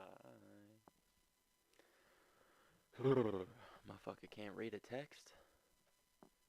As far as it would go, and Brook did so without any heart or flesh at all. He specifically said methodologies were quite a bit different. Luffy accomplished this by pushing a human heart as far as it would go, and Brook did so without any heart or flesh at all. He specifically said that what holds him in this world is not organs, nor tendons, nor muscles, but his very soul. While Luffy is obviously the Joy Boy, I would argue that Brook is almost like another version of him. And Joy Boy was also said to put smiles on people's faces, and that's all Brook really does, whether it's with his music, his jokes, or his infectious laughter. And Brook has actually proven to us that music affects your emotions, and by extension, your soul and even your will. Because during the time skip, he was able to convince the people of Namakura Island to gain the courage to fight for themselves, specifically because of his music. This is kind of similar to Bello Betty's fruit power, but simply from a song that he played. He was even able to use his music to free the souls from the chest keepers in Whole Cake Island, which makes him almost like a totally different type of liberator. Now, while Brook does all of that with actual instruments, ones that help them become widely known as the Soul King, Luffy and Joy Boy play their music with their own who the heart. character Their is, with awakening the allows them ongoing to beat it mystery and loud the size fast and enough scope to of create the how many famous characters we drums of have liberation. is And rather that would ridiculous. probably So increase their heart rate if along either with of you it, are thus right, tying it back to the powers of Gear Second. And that makes big sense dubs. because the anime just confirmed that it is actually steam coming off of Luffy's body when he awakens, since it had the same kind of sound effect that we've heard in Gear Second throughout the story. Both forms involve increasing your heart rate, but Gear Fifth's is just on an entirely new level, and one that Gear probably Fifth is requires just the bouncing it awakening past of that the point fruit in to time, accomplish. or This is probably why when past Luffy the entered Gear Fifth threshold for the with second which it time, would he tear did itself it in apart. the Gear Second pose. And right before he did so, he mentioned how when you're dead, only your bones stick around, which could easily be a tie back to Brook and how both of these guys are different sides to the Joy Boy coin. And I actually pitched some of this theory that I'm about to share about a year ago in my 6th video ever on this channel, but that one only ended up getting 14k views, which is alright because we now have more than double that in just subscribers at 30k, which we actually got during the episode 1071 reaction, which is some crazy timing if you ask me. So major shout out to all you guys for the support. It's been crazy. And if you're looking for any additional content from me, I actually just started a second channel that I'm calling Redacted, where I'll have One Piece and JJK chapter reviews, as well as other anime related stuff. So maybe go check that out after this video's over. But let's get back to the theory. When Luffy enters Gear Second, he does so by rubberizing his arms and legs to basically act as pumps, which then increases blood flow throughout his body. And I think Gear 5th achieves a similar but greater effect by pumping his heart directly, instead of using his limbs to start that process. And that's why we hear steam coming off of his body as he enters that form. And maybe Oda decided to make his eyes turn red instead of his skin. Perhaps the white hair and God Ribbon themselves are just steam that he turned to rubber as it left his body. His awakening already lets him control the rest of his body at will, and even turn his surroundings and enemies into rubber. So manually controlling your heartbeat seems pretty on par with the ridiculousness of Gear 5th. It's flipping the entire idea of Gear 2nd on its head. And by doing this, he was even able to will his heart to keep beating even after his body was past its limit, and that's how we got the Drums of Liberation. During his first fight with Lucci, it was noted how Gear 2nd was essentially allowing him to dope himself, and that it would be very taxing on his body. So in what I would consider typical Luffy fashion, he didn't even try to scale it back and be less reckless. Instead, he found a way to push himself even further and do something more risky, which resulted went crazier. This is Kayla. She's a video editor on Fiverr, a platform for freelance services. Kayla will make an attention-grabbing social media video for your business, and you'll never know when she's drinking a smoothie, unlike Beth. Expand your team with a Fiverr freelancer.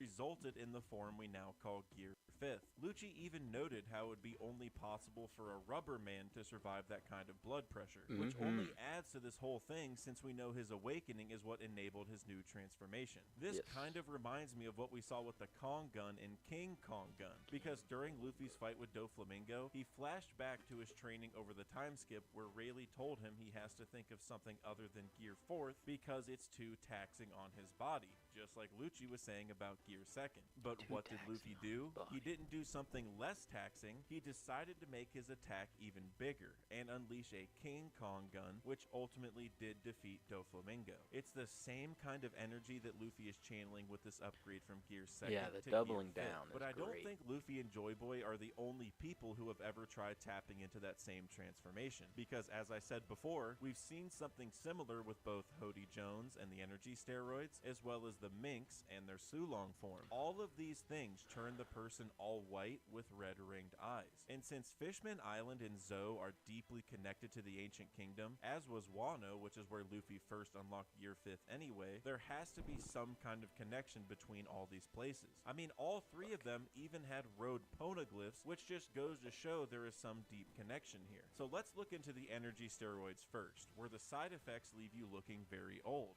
not unlike what we see from Luffy after he's done with Gear 5th. It's almost like this drug was meant to push people into a Gear 5th-esque form for a while, but without the rubber powers to help your body keep up with the changes, you get permanent effects like we saw with Hody. Like Lucci said, it's only possible for a rubber man to handle that. I mean, those steroids were the national treasure of Fishman Island, and both Dufeld and Stussy were in pursuit of them during Whole Cake, two people who were once tied to Mads. Perhaps they were looking to research those pills and even duplicate them like the new Fishman pirates did. This could even tie to Joy Boy's apology to the Fishmen, because by leaving these pills with the Fishmen on the bottom of the sea, they were probably as safe as possible from the rest of the world, nor would they be destroyed by something like the Mother Flame, because they're directly beneath Marijois, which obviously the world government wouldn't destroy. Maybe the pills were meant to help with some war or something in the future, or help as some kind of last resort for the Fishmen. As for Sulong form though, its connections to Gear 5th almost come from the opposite angle as the steroids. Where the steroids are tied to the science side of things, Sulong is tied to the instinctual or nature side of things, because both Sulong and Gear 5th could theoretically spiral out of control. Shaka told us that zone users usually lose their mind when they awaken, which is why they need the appropriate will to do so successfully, and Sulong users can fight themselves to death if they don't know how to control it. Both forms require the right kind of person to use them properly. Sulong also requires a full moon in order to activate, and one of the most iconic parts about the Gear 5th transformation was Luffy jumping in front of the moon as the Gorosei revealed the fruit's name. We even recently saw Beppo On that note,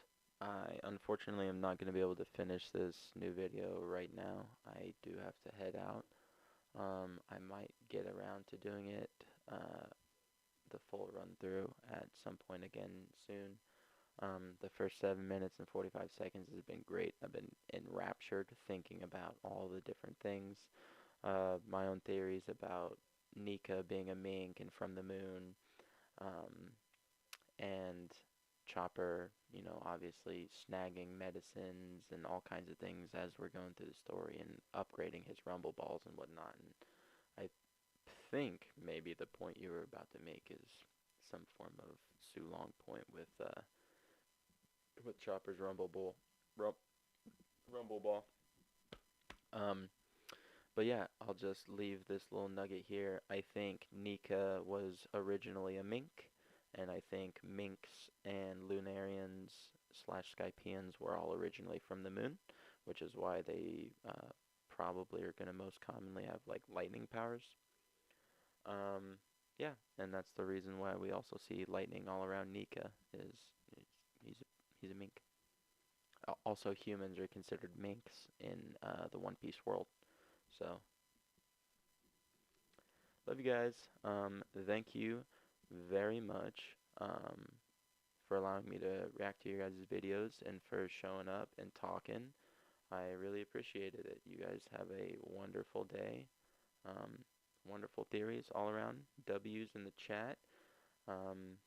Yeah, you guys have a very, very good day.